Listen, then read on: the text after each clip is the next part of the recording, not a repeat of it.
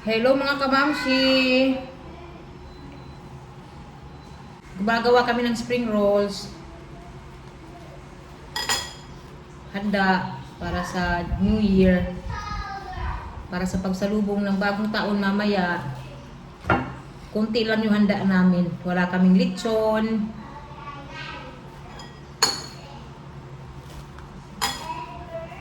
Kasi nitong mga nakaraang araw, after ng Pasko, puro kami kainan.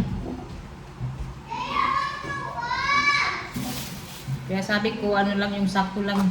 Yung makakain lang mga kamamsi. Para hindi masayang, di ba?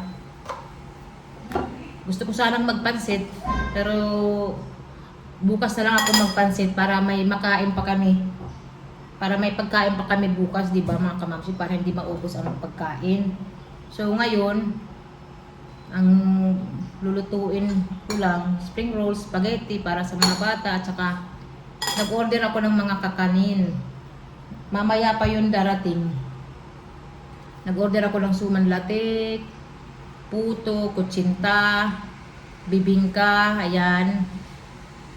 Para relax kami ngayon. Wala kaming masyadong iisipin, di ba? Tapos bumili ako ng fireworks. Pero lang mga kamamsi, yung fountain at saka yung yung tinatawag na bingala. Yung hindi delikado. Hindi na nga ako nakabili ng cake dahil sobrang daming tao kanina sa downtown, sa mga mall, ayan, sa grocery, sa Goldilocks, sa Red Ribbon, ang daming pumipila, kaya hindi na ako bumili ng cake dahil magtatagal ako doon, hindi ko kaya kasi ang daming tao. So sabi ko, okay lang na walang cake. Kasi mag-birthday rin si Jamie sa January 5. Kakatapos pa lang din naman namin magkain ng cake nung Christmas. So okay lang mga kamamsi. Pero yung ibang kababayan natin, Diyos mio, parang lahat na gustong bilhin. Grabe talaga. Iba talaga ang Pinoy pag maghanda, di ba mga kamamsi? Talagang dito sa atin, paramihan ng handa. Mahirap din kasi maghanda ng marami tapos gabi. Wala namang kagaya namin, hindi naman kami pala kain masyado ng mga karni-karni. Nasanay kami sa Switzerland na konti lang yung handa namin. Saka yung bagong taon sa Switzerland, yung lang, mag-toast ng wine, ayun, champagne, prosecco. Talagang dito sa atin, padamihan talaga ng handa. Kailangan may lechon.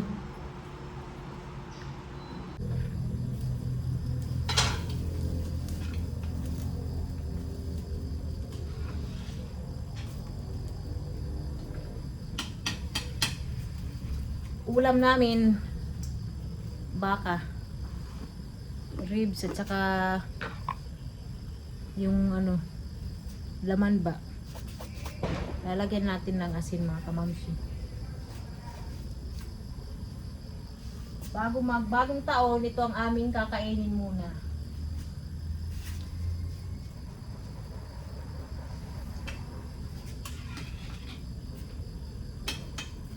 Maganda kasi ang nilagang baka pag sa kahoy. Inaantay ko yung mag-deliver ng in-order ko na kakanin mga kamamsi. Sabi ko kasi 6 PM i-deliver. Baka malapit na yun. Antayin ko lang yung tawag niya. Ayan si Daddy Marco. Tingnan nyo.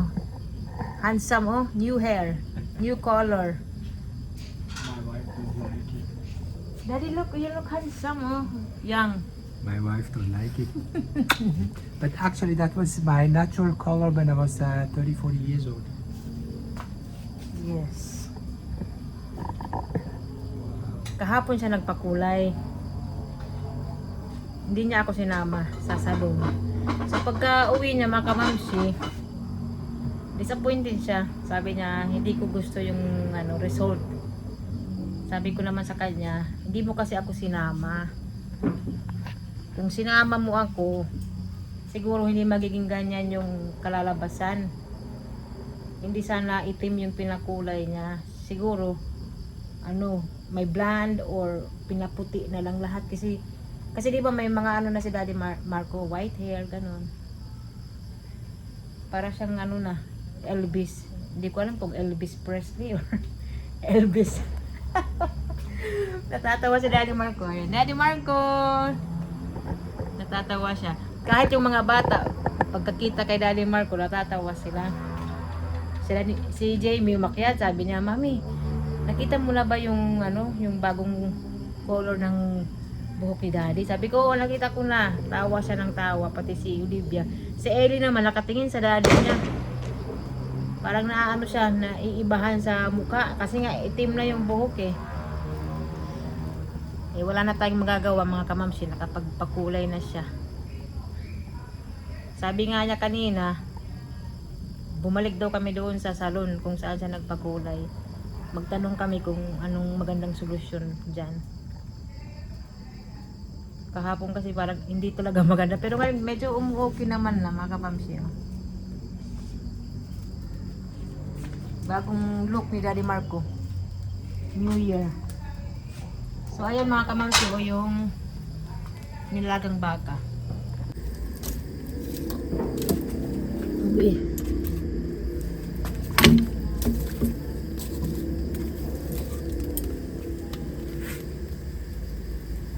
Bupat ini ka bugod. Okay. Wow, ano niya? Ano ma'am, puto bibingka, basta bibingka tawag ko rin ma'am. Pwede niya ikuan, sugan? Pwede ma'am. Pero takbaray din nila. Tunayin po.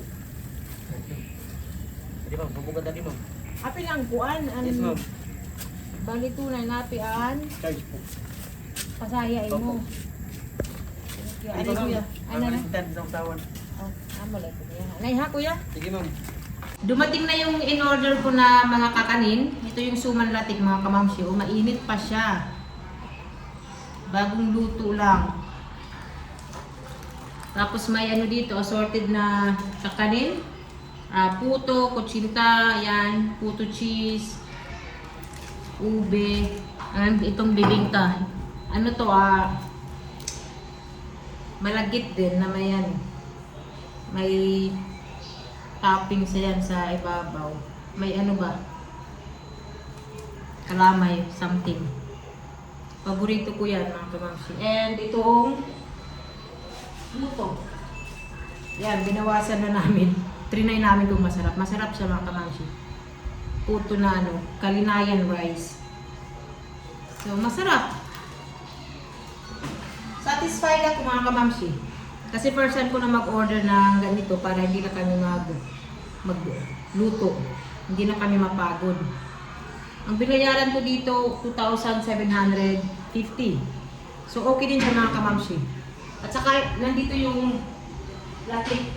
Ito yung latik ng suman latik. Para dito. Ayan.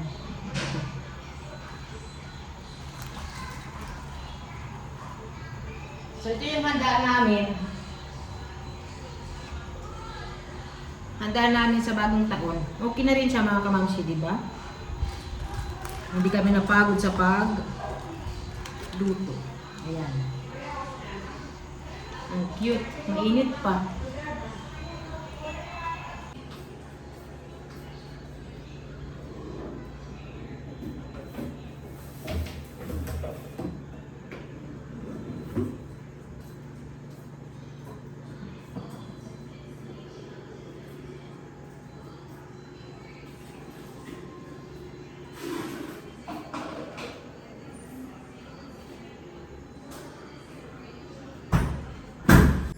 Kumakain na kami.